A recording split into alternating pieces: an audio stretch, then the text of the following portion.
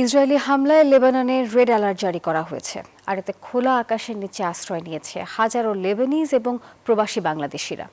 যে red alert জারি করা হয়েছে সেই ধারাবাহিকতায় কিন্তু আসলে প্রবাসী বাংলাদেশিরা এবং এই দেশের যে নাগরিক তারা আসলে কতটুকু নিজেকে নিরাপদ স্থানে সরিয়ে নেওয়ার যে পরিকল্পনা সেটি কতটুকু করেছে সেটি দেখার জন্য আজকে আমি লেবাননের বিভিন্ন স্থানে গিয়েছিলাম। আমি এখন এই মুহূর্তে অবস্থান করছি যে এটি হচ্ছে লেবাননের রাউশির রামেল বাইদার ঠিক কাছাকাছি আমি অবস্থান করছি।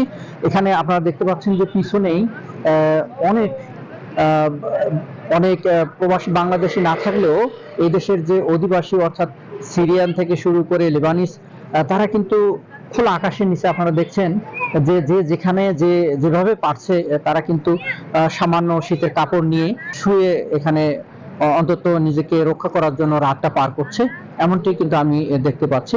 আমি এর মধ্যে বিভিন্ন জায়গায় গিয়েছিলাম, সেখানেও কিন্তু অসংখ্য মানুষ কিন্তু খোলা আকাশের নিচে কিন্তু তারা রাত্রি যাপন করছে।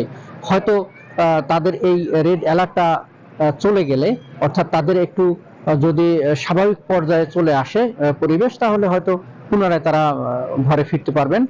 কিন্তু আপাতত নিজেকে রক্ষা করার জন্য তারা এই ব্যবস্থা গ্রহণ করেছে। তারা সকলেই চাচ্ছে যে লেবাননের যে পূর্বের স্বাভাবিক পরিস্থিতি সেটি দ্রুত ফিরে আসুক, এমনকি প্রত্যাশায় কিন্তু তারা করছে। লেবাননের বেইরুত থেকে মিলন খান, নিউজ 24। বিকাশ পেমেন্টে 10,000 টাকার বেশি অফার। শপিং চলছে তো